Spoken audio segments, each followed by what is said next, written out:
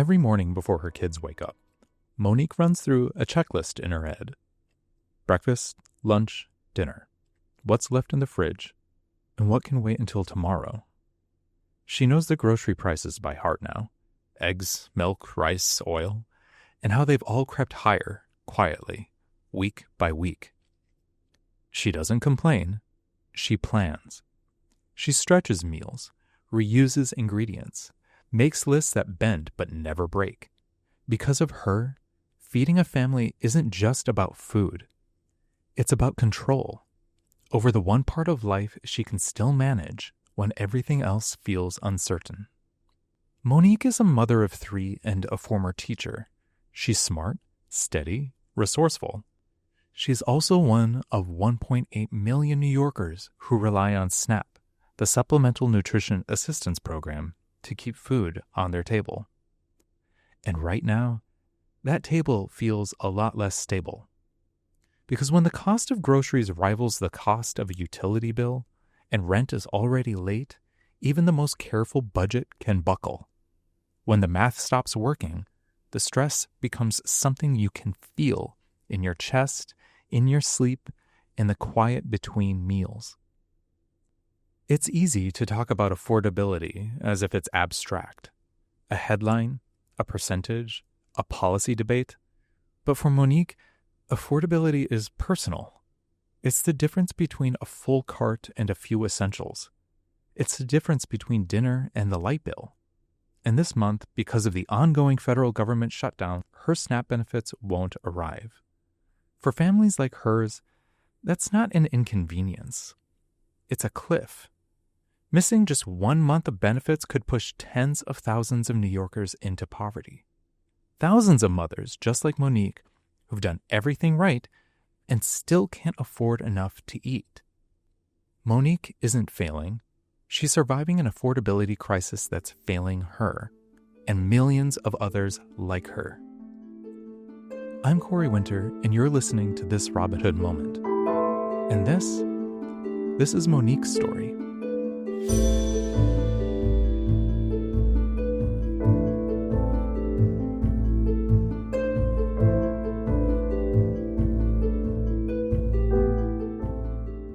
Before we talk about struggle, we need to talk about strength. Because Monique's story doesn't begin in a pantry line or at a checkout counter. It begins with purpose and possibility.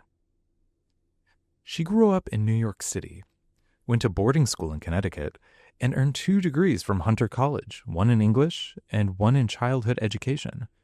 She spent 14 years teaching in the city's public schools, shaping young minds, including second graders she once taught about wants versus needs. I was born in Groton, Connecticut. My dad was in the military. But basically, I grew up in New York my whole life. Moved very young, so I don't even remember living there. Grew up in the South Bronx. Attended public schools up into middle school. Then I had an opportunity to go away to boarding school in Connecticut. So I went to the Canterbury School in New Milford, Connecticut, for high school. And then decided that I want to come back to the city to go to college. So I came back home and I attended Hunter. So I have a bachelor's in English from Hunter, and I have a master's degree in child education from Hunter. When schools shut down, life shrank to a 2-bedroom apartment in Harlem. 3 kids, 3 meals a day, 7 days a week. What used to be an afterthought, groceries, became a full-time job. So I worked for 14 years in the Department of Ed, stopped in 2019 because I did want to move out of New York. I considered it. But then the pandemic happens, and then we all were home, and then that's pretty much when I wasn't working and I was home because all the kids were home, and then they were going back to school, then not in school, so I was the one that was more flexible at the time. Because my children's father's a nurse, so he was definitely working crazy during that time. And so pretty much now I'm trying to get back to work full time, but not as of yet. So if anybody want to employ me, I'm available. That's how it begins for so many New Yorkers. Not with a crisis, but a slow accumulation of small expenses that become impossible to ignore. Eggs, milk, electricity, rent, everything all at once creeping upward while paychecks stay still.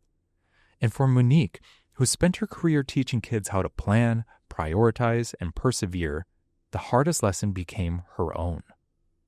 When prices rise faster than income, even the most prepared, educated, resourceful families find themselves doing math they never imagined.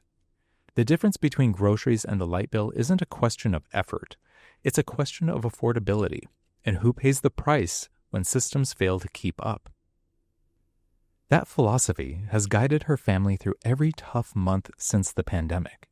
But as prices keep rising and public benefits hang in uncertainty, even making it work starts to feel fragile.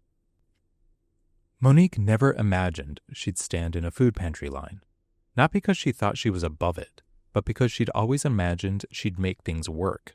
For years, she budgeted like a math teacher, planned like a parent, and made every dollar count. But when the world shut down, so did predictability. But honestly, it was during the pandemic when like everyone was home, and I found myself cooking like breakfast, lunch, dinner, and was pretty much going to the supermarket like every other day, and I was like, wow, this is like really costing a lot. Her first pantry visit was on 129th Street between 7th and 8th. The line wrapped around the block. Parents, seniors, delivery workers still in their uniforms, kids tugging on sleeves. People who looked like neighbors, not strangers. And that's exactly what they were. So then I started to go to the one that she went to, which was like on 129th and between 7th and 8th Avenues. And then pretty much like throughout the pandemic, there was some that were close like to where I live. So then I started to attend. And then the more I attended, the more people I conversed with, and they would tell me about other ones. And that's pretty much how that started. It was pretty much during the pandemic when I started on. For Monique, that line became more than a means to an end. It was proof that she wasn't alone, that needing help didn't mean failure. It meant being human in a city where the basics had become luxuries. And I was really surprised because, thinking about my children's grandmother, she would go like with her friends, and I would see that like they would all go like together and they'll be talking and stuff like that. And I really thought about it then. But then when I started going by myself, initially I didn't say, too much to too many people. But then I would start seeing the same people. So then it became, we were just, talking to each other, on the line last week to like, hey, good morning. How you doing? Miss Matilda is one who I befriended. Or how you doing, Miss Rose? Sit you standing there talking. It's like people ask me, how your kids doing? So it's like that kind of like sense of community I find really amazing. So now when I go out, I'm like, I'm going to pantry to see my friends. And my kids always laugh like, Mama, you crazy. I'm going to see my friends. I'll see y'all later. That sense of dignity, of connection, is what keeps so many New Yorkers like Monique showing up. Because when prices keep climbing and the government debates whether people like her deserve help, it's the kindness of strangers that fills the gap policies leave behind.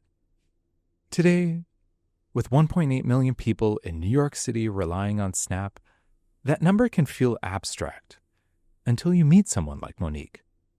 That's the quiet fear beneath every plan she makes, that the math could stop working overnight.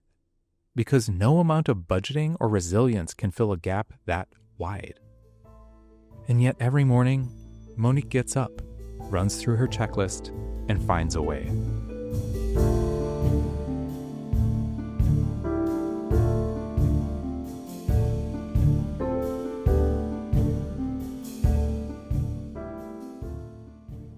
By now, Monique has the rhythm down, a routine built from resilience. Groceries mid-month when the SNAP benefits arrive, pantry visits toward the end, cash in between to cover the gaps.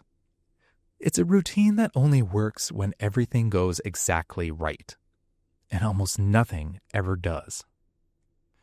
For Monique, adjusting is a way of life. She calls it stretching groceries, stretching pay cycles, stretching her own energy until the month turns over again. I look at like what we have, like if there's like still chicken or if there's still whatever, then it's just getting what I need in order to use that to make a meal. As long as we go to the pantry, you know what they're gonna have, like you get a menu, So I remember going to I think in 2 days I went to like 3 different ones, and then like one had ground beef, and then like another one had like tomato sauce and rice. And I think the one that had me also gave out canned beans. So it was like between like those three, it was like meat, beans, tomato sauce, and it was rice. So there we go, chili. So that, yeah, it was just simple like that. It wasn't anything romantic. It was just that.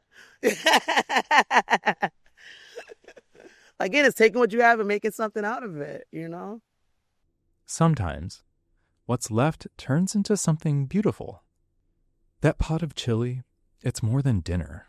It's proof of what resourcefulness looks like in real life, taking what's available and turning it into nourishment.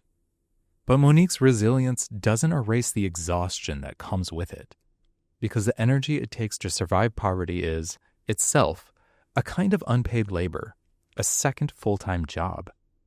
It's so interesting because the other day I was having this conversation with my 14-year-old and my 21-year-old chimed in because, it's back to school shopping.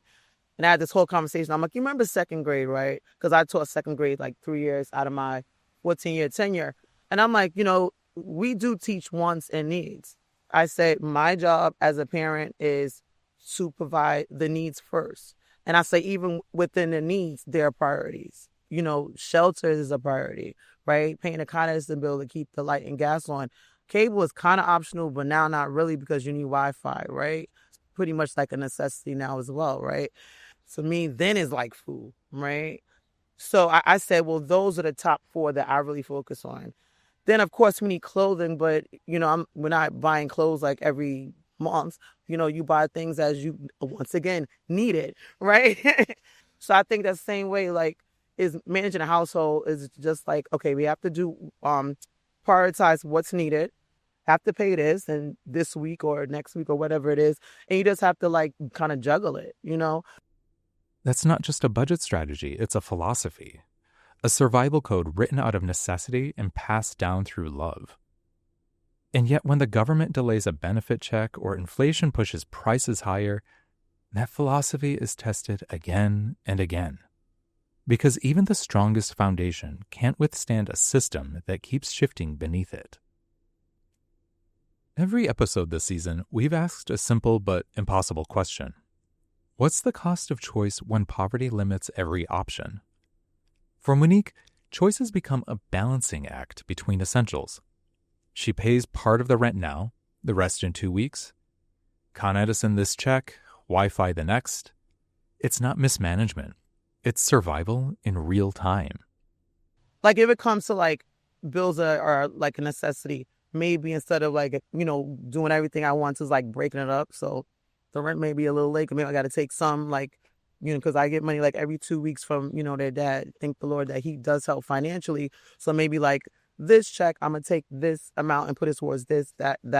And then the next 2 weeks, then here's the rest of that. Here's the rest of that. Here's the rest of that. So you kind of have to break things up like that because most people don't have enough to do everything at one time. It's not just groceries or bills, it's also her peace of mind. Every delayed deposit, every price hike, every new headline about cuts to public benefits threatens the delicate balance she's built. I think about it. I'm aware of it. It cuts the SNAPs and the Medicaid. So, it's unfortunate, to those who are going to be impacted disproportionately, but I think eventually like people will be resilient and they'll, find a way. That's what I hope for. This month, that quiet anxiety became real. The federal shutdown meant no SNAP benefits in November. One missed month that could undo years of effort.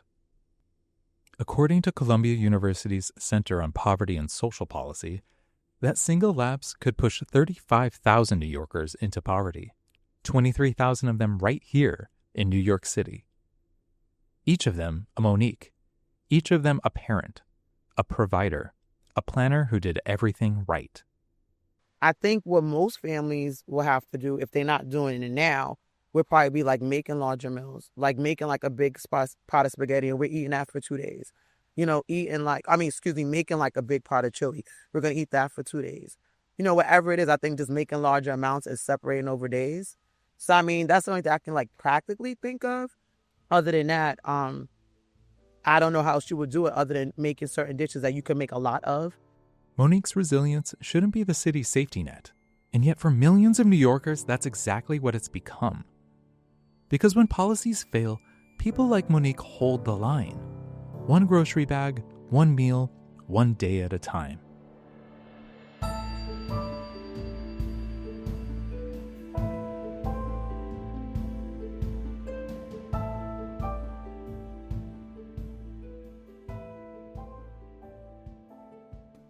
When I asked Monique what would give her family some breathing room, her answer isn't complicated. What I would think, what I planned that would give us more breathing room is, number one, for me to go back to work full time so that I won't be as dependent on SNAPs or food banks. The more money I'm able to bring in, the less I won't have to depend on these services. And I think also with my children, hopefully, with the next 2 years, my daughter will have graduated from college and then hopefully she'll be working full time. So, the only thing I can think of that would improve my situation is to get employed and for my daughter to get, to make more money as she finishes up school. It's not a dream of luxury. It's a dream of stability. The kind that used to feel attainable for working families in New York City. But it seems stability has become a privilege here. For many, even full-time work doesn't guarantee enough. And for those who can't work, seniors, caregivers, people with disabilities, programs like SNAP are the difference between a meal and an empty plate. Food isn't optional. And yet, every few years, we find ourselves debating whether struggling families deserve enough to eat.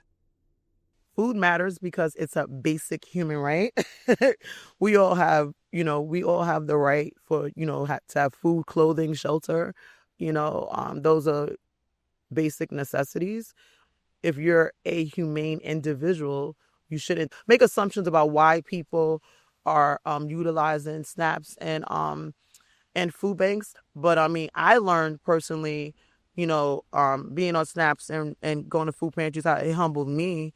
I didn't think I was better than anyone else because I'm standing on the line like everyone else. And I feel like those who don't have to make those choices, I feel like you shouldn't look down on those who may have to.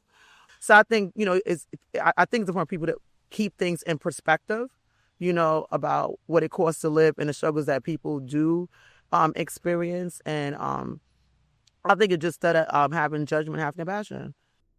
That's what Monique teaches her kids. Compassion over judgment. Persistence over pride. It's the same lesson she once taught in her classroom. Only now, the stakes are higher. Because the real test isn't about how she manages. It's about whether the city, the state, and the country can manage to keep families like hers afloat.